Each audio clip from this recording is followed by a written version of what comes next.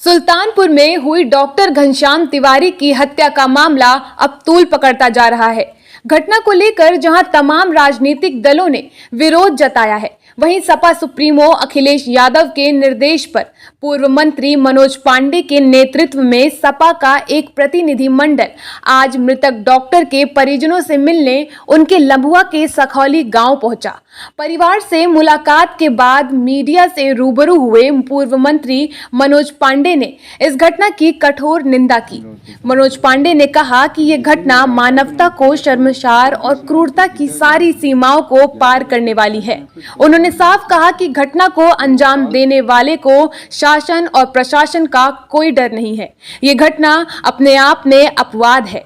इस घटना से सुल्तानपुर ही नहीं बल्कि पूरे उत्तर प्रदेश में भय व्याप्त है। मनोज पांडे ने सरकार से मांग की कि पीड़ित परिवार को 1 करोड़ का मुआवजा और नौकरी दी जाए।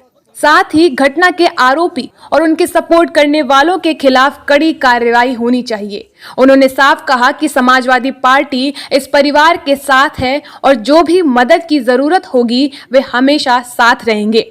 पूर्व मंत्री ने साफ कहा कि इस घटना को प्रदेश की विधानसभा में भी उठाया जाएगा।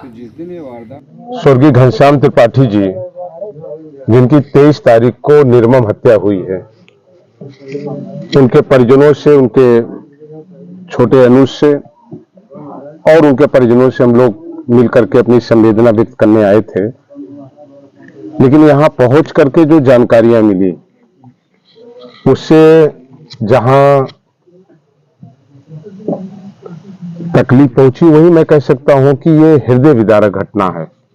रेयर एंड रेयर केसेस ऐसे आते हैं जिनमें न केवल एक चिकित्सक को, जो पेशे से डॉक्टर थे, संविदा में उनकी नियुक्ति थी सीएचसी में, उन्हें जिस तरह मारा गया है और मारने के पीछे की कोई घटना इस तरह की नहीं है।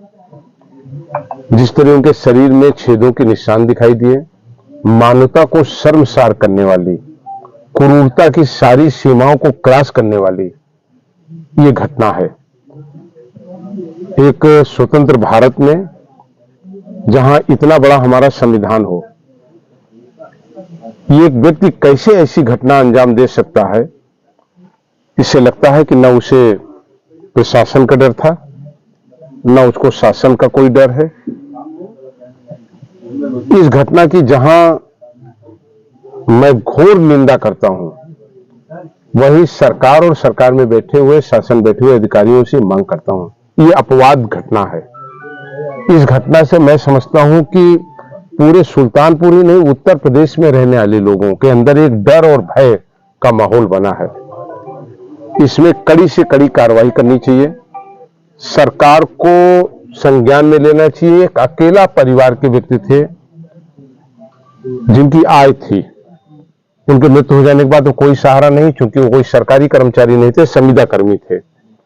सरकार को कम से कम पीड़ित परिवार की विधवा को 1 करोड़ रुपए, सरकारी नौकरी, दोषियों के विरुद्ध कड़ी से कड़ी कार्रवाई करनी चाहिए और जल्द से जल्द हत्यारों को और उनके हत्या के में सहयोग करने वाले लोगों को गिरफ्तार करके इस मुकदमे को फास्ट ट्रैक में कोर्ट में ला करके 1 महीने के अंदर निस्तारण कराना चाहिए।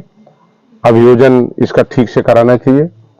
हम सब परिवार के साथ हैं, इस घटना की निंदा करते हैं, घोर निंदा इसकी करते हैं और जहां कहीं पे भी जरूरत पड़ेगी इस परिवार को न्याय दिलाने में 1 कदम मनोज पांडे पीछे नहीं हटेंगे। जहां पर भी इस लड़ाई को जरूरत पड़ेगी तो यूपी की विधानसभा में भी इस प्रकरण को लाने का काम करेंगे, न्याय दिलाने का काम करेंगे।